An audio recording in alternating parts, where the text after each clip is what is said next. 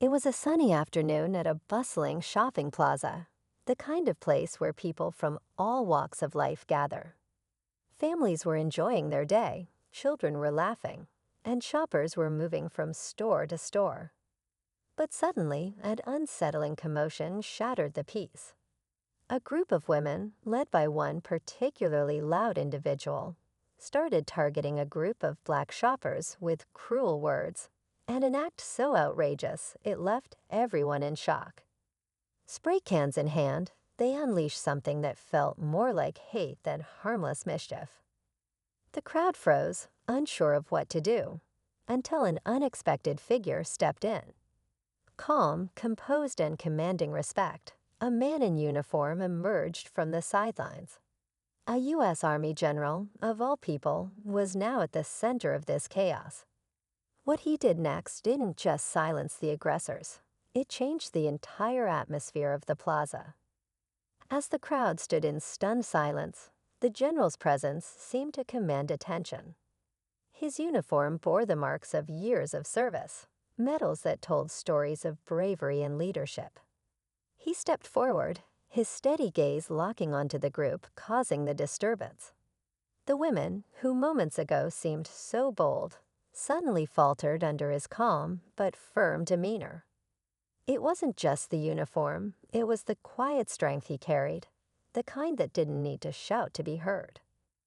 The black shoppers, still shaken, exchanged uncertain glances. Who was this man? And why was he stepping in when so many others had chosen to stay silent? The general, standing tall, didn't raise his voice. Instead, he spoke with a clarity that cut through the tension like a blade. But his words weren't just for the women, they were for everyone watching. What he said next would change everything.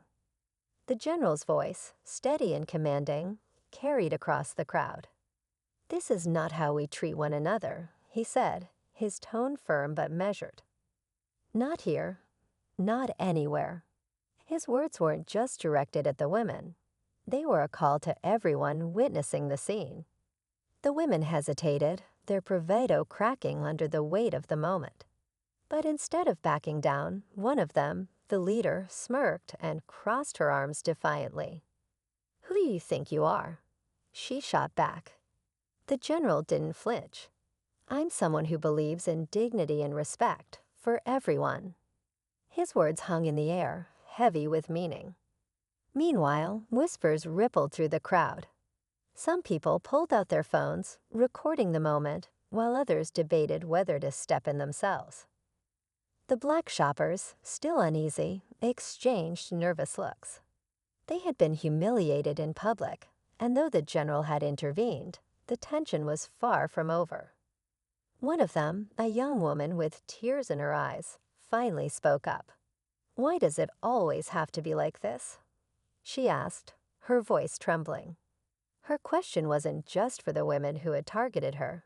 It was for the world around her that so often looked away. The leader of the group of women rolled her eyes and muttered something under her breath, but the general caught it. His expression hardened, though his voice remained calm. "Hate solves nothing," he said, taking a step closer. "But actions have consequences." As the crowd watched with bated breath, it became clear that this wasn't just about one moment of conflict. It was about something bigger, something that had been simmering beneath the surface for far too long. And while the general's presence had shifted the tone, no one knew how, or if, this confrontation would truly end.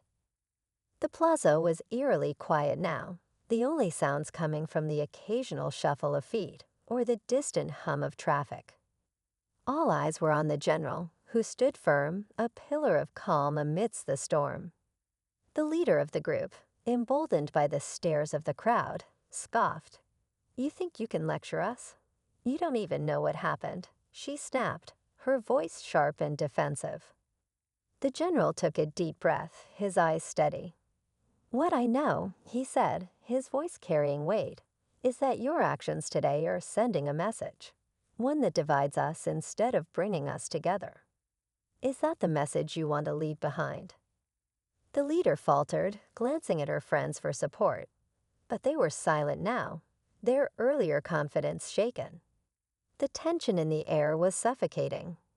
People in the crowd whispered nervously, unsure of what would happen next. Suddenly, the young woman who had spoken earlier stepped forward. Her voice, though soft, cut through the silence. "We came here to shop, just like everyone else. We didn't ask for this. Why do people like you think it's okay to treat us like we don't belong?" Her words carried years of pain, frustration, and exhaustion. The crowd shifted uncomfortably, the weight of her words sinking in. Even those who had been passive observers now seemed to grapple with their own silence. The leader of the group opened her mouth to respond, but before she could speak, the general raised his hand. "This isn't about shouting over each other," he said, his tone sharp but controlled. "It's about recognizing the humanity in every single person here." He turned to the crowd now, his gaze sweeping over the onlookers. "We all have a choice, to stand by and let hate fester, or to speak up and do what's right. What choice will you make today?" The suspense was unbearable. Would the group double down on their actions, or would something shift in the crowd? Everyone waited, holding their breath, as the moment teetered on the edge of something greater. The crowd remained still, tension crackling in the air like static. Just when it seemed the situation couldn't escalate further, a voice rang out from the back, a man's voice, firm but filled with anger. "Why are we even letting this happen? It's always words, speeches, but nothing ever changes." Heads turned as a middle-aged man stepped forward, his expression a mix of frustration and pain. His words, directed at the general, were laced with years of pent-up emotion. "You think a lecture is going to fix this? They'll just walk away, and tomorrow it'll be someone else." The general's calm demeanor flickered for a moment, but he quickly composed himself. "You're right," he said evenly. "Words alone don't create change, but neither does silence." His gaze didn't waver, even as the man shook his head and crossed his arms. But then something unexpected happened. One of the younger women in the group, the quietest up until now, stepped forward. She looked nervous, her hands fidgeting at her sides, but her voice broke through the tension. I didn't want to do this," she said, glancing nervously at the leader of the group. "It wasn't supposed to go this far." Her words sent a ripple through the crowd. Even the general's expression shifted, his eyes narrowing slightly as he studied her. The leader of the group snapped her head toward the younger woman, her face flushed with anger. "What are you doing?" she hissed. "I'm telling the truth," the younger woman replied, her voice trembling but resolute. "This was your idea. You said it would be funny, but it's not. It's cruel." The plaza buzzed with murmurs as the crowd processed this new revelation. The leader's face contorted with fury, but before she could respond, the general stepped between them, his presence commanding. "It takes courage to admit when you're wrong," he said, his voice steady. "And it takes even more to stop a mistake in its tracks." The crowd leaned in, sensing that everything was building to a breaking point. The leader of the group, now visibly rattled, looked around, searching for support. But the tide was turning, and the weight of her actions was starting to show. The conflict was far from over, but the cracks in her resolve were impossible to ignore. The tension reached its peak as the leader of the group stood frozen, her defiance wavering. The general stepped closer, his voice calm but unwavering. "This ends now," he said. "You have a choice to make. Own your actions and make it right, or continue down a path you'll regret." The leader looked around, realizing the crowd had turned against her. Even her friends avoided her gaze, their silence speaking louder than words. For a moment, it seemed like she might double down, but then she sighed heavily and dropped the can she had been gripping.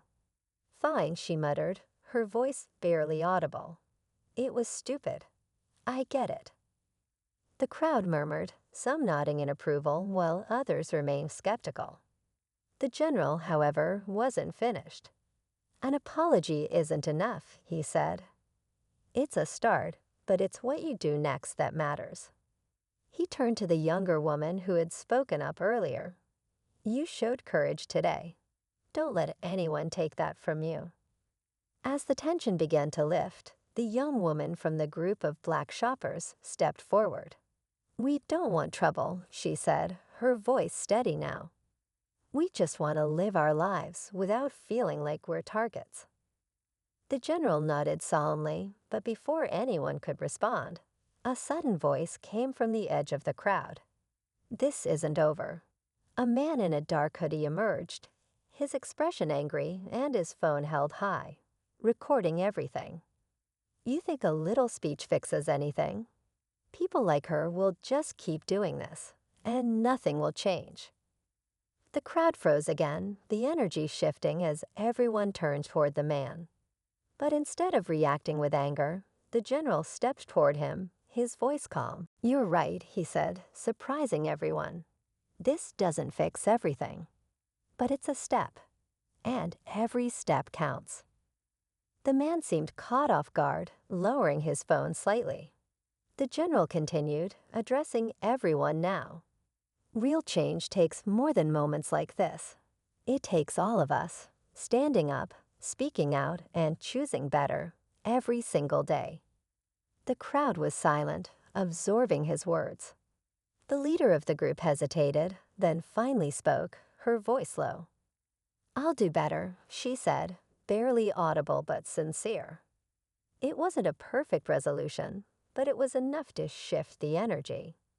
As the crowd began to disperse, the young woman who had been targeted approached the general, her eyes filled with gratitude. Thank you, she said softly. But just as it seemed the moment was ending, the man with the phone shouted again. We'll see if things really change. He turned and walked away, leaving an air of uncertainty behind. The general watched him go, a thoughtful expression on his face. One step at a time, he said quietly, almost to himself, as the plaza returned to its normal hum. As the crowd began to disperse, the tension in the plaza gave way to a quieter, more reflective atmosphere. The young woman who had spoken out earlier stood with her family, her head held a little higher now. The general walked over to her, offering a small but reassuring smile. You showed strength today, he said. Never let anyone make you feel small. She nodded, her gratitude clear in her eyes. I just hope people learn from this, she replied softly. It's exhausting always having to fight to be seen. The general placed a steady hand on her shoulder. Change takes time, but every moment like this pushes us closer, he said. Keep speaking up. You're not alone. Nearby, the younger woman from the offending group lingered, clearly torn. She approached hesitantly, her voice barely above a whisper. I'm sorry, she said, her face flushed with regret. The young shopper paused, studying her for a moment before responding. Just do better next time, she said firmly. That's all I ask. The general watched as the two women exchanged a small nod, a fragile but hopeful truce forming between them. As he turned to leave, the sun broke through the clouds, casting a warm glow over the plaza. The moment wasn't perfect, but it was a start, a reminder that even in the face of conflict, compassion and accountability could pave the way forward.